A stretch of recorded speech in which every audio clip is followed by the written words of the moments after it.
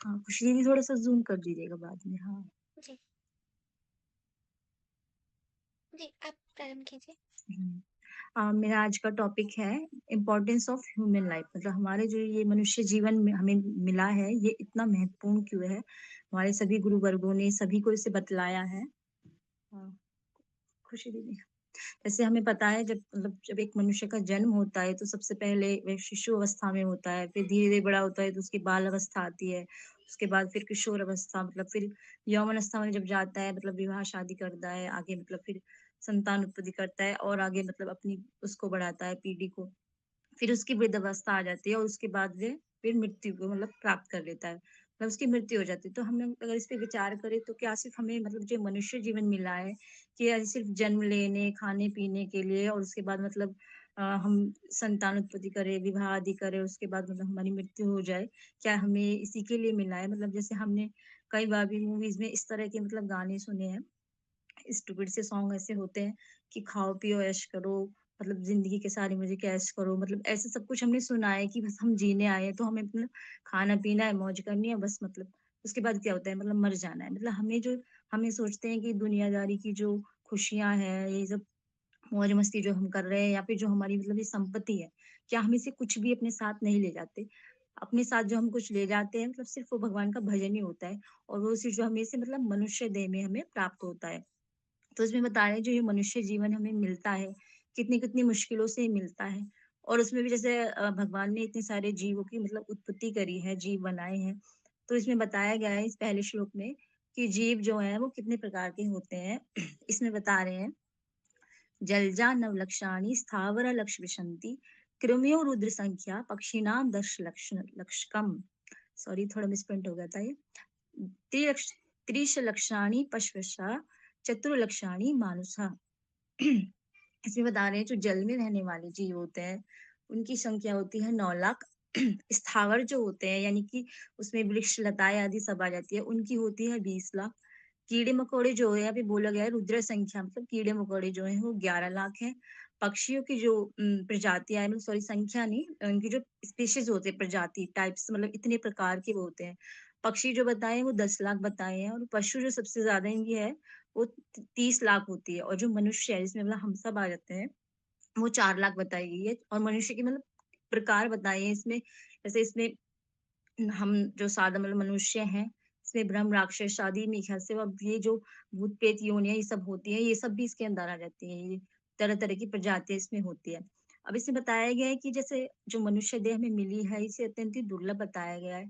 अब अगर हम इसमें दीदी उसी स्लाइड पे रहने दो अभी।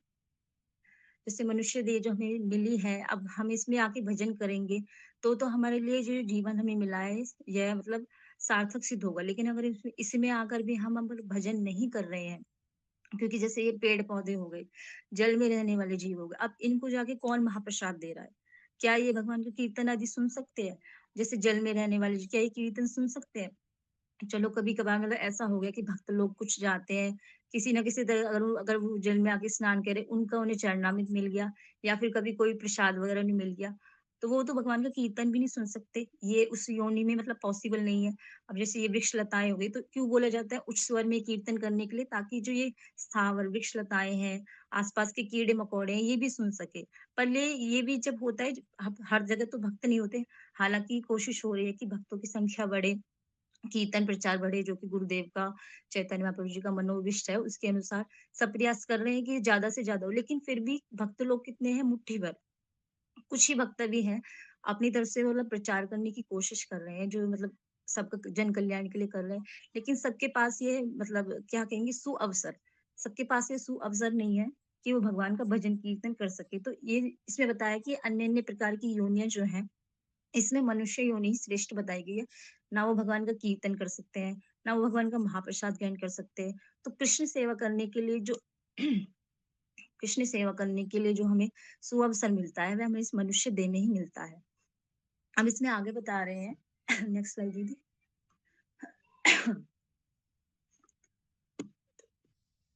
लब्ध्वा सुदुर्लभम इदं बहु संभावते मानुष्यम अर्थदम अनित्यम अपीह धीरा तृणम यतेत न पतेत नु मृत्यु याव निःश्रेषाय विषय खलु सर्वथा स्यात्।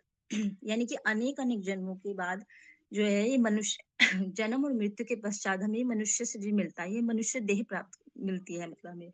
और इस मनुष्य देह से हम अपने जीवन में मतलब सर्वोच्च लाभ भी प्राप्त कर सकते हैं, जैसे कि आजकल कोई बहुत ज़्यादा धन कमा लेता है या ऊँची पोस्ट उसे मिल जाती है, सर्वोच्च सिद्धि भी मिल जाती है।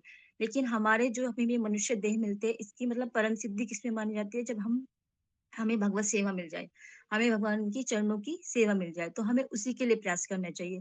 अगर कोई मनुष्य भगवान के चरणों की सेवा के लिए मतलब प्रयास नहीं कर रहा है, भगवान की भक्ति के प्रयास नहीं कर रहा है और अपनी इंद्र तृप्ति में लगा हुआ है, तो उसका जीवन निरर्थक समझा गया है। मतलब भगवान के वह साधु संग नहीं कर रहा, भगवान के भजन के लिए कोई प्रयास नहीं कर रहा, तो उसे जो ये मनुष्य शरीर मिला है, उसे उसने मतलब इसका कोई लाभ नहीं उठाया है। इंद्र तृप्ति में जो है लगा रहता है, तो ये जो घृणित से घृणित योनि भी जो होती है, जैसे कि शुकर होता है, सूअर होता है, विष्ठा में भी मतलब विष्ठा का पान कर रहा है, तो उसमें भी उसे आनंद की अनुभूति होती है। तो मतलब एक कुत्ता है, वो कहीं भी सो जाएगा, या जो कोई जानवर है, उन्हें कुछ भी मिल रहा है, वो कुछ भी खा लेंगे। उसके लिए मतलब अपने जीवन यापन के लिए वो अत्यधिक प्रयास नहीं कर रहे होते हैं। एक छोटी-सी चिड़िया भी मतलब प्रयास कर के अपना घोंसला 1 या 2 दिन में मतलब बना लेती है। लेकिन हम जो मनुष्य हैं वो दिन-रात इतना प्रयास कर रहे होते हैं अपनी इंद्र तृप्ति के लिए।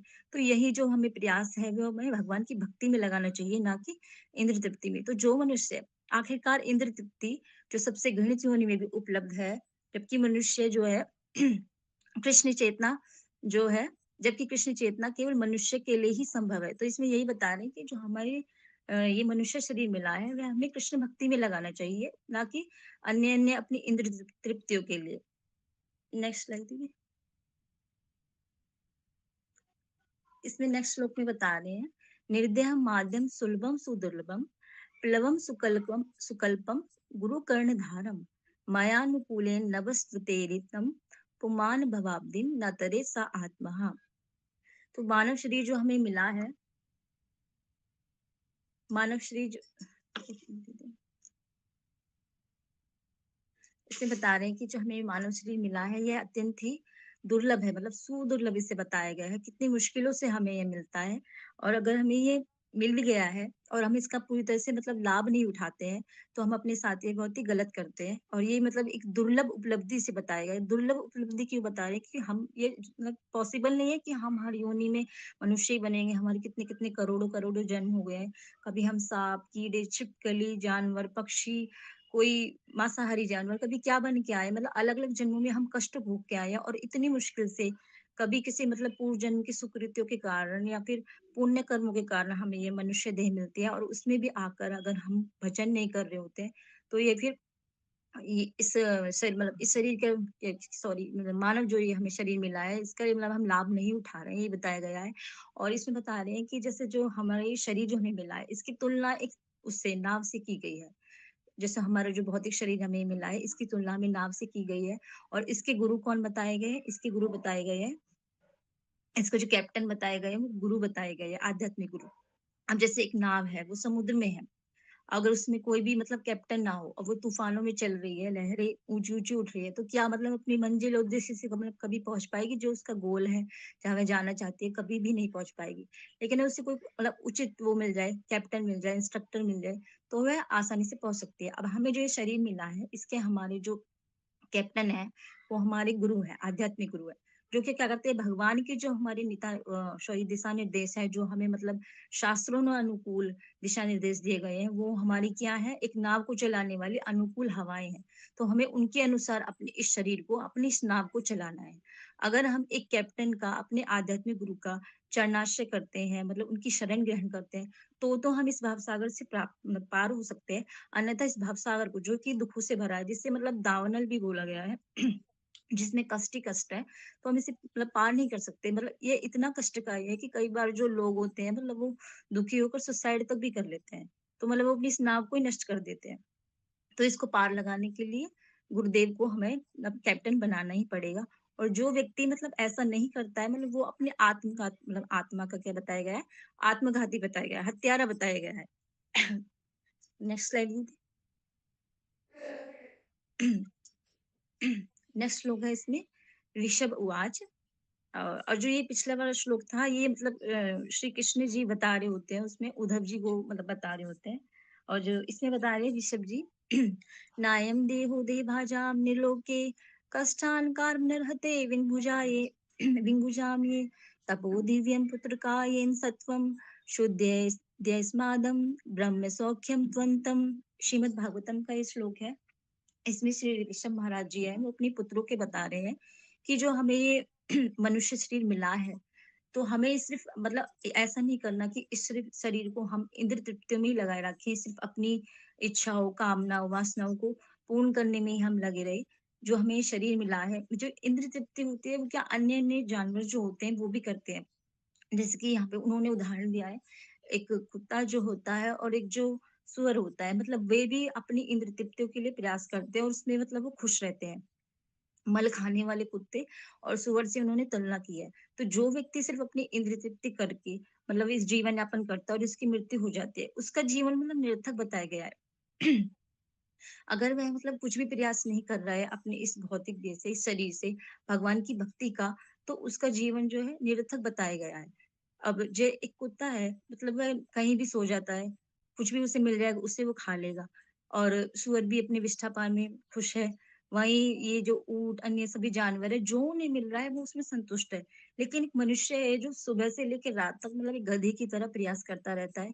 किसके लिए? सुखों के लिए, अपनी इच्छाओं, कामनाओं की पूर्ति के लिए। लेकिन फिर भी वह तृप्त नहीं होता, फिर भी उसे जो सर्वोच्च आनंद की प्राप्ति होती है, वो उसे नहीं मिलती। तो उन्होंने ऋषभ जी ने बताया है कि जब कोई मनुष्य अपनी इस देह को भगवान की सेवा में लगाता है, भक्ति में मतलब पद में भक्ति के जो ऊँचे पद को प्राप्त करने की कोशिश करता है, तो उसका जीवन सार्थक है। और जब वह मतलब गुरु पदाश्रय करके भगवान की जो है सर्वोच्च सेवा जो है, भगवान के चरणों की सेवा उसे प्राप्त कर लेता है, तो उसे शाश्वत मतलब हमेशा रहने वाली आनंद में ऐसी स्थिति उसे प्राप्त हो जाती है।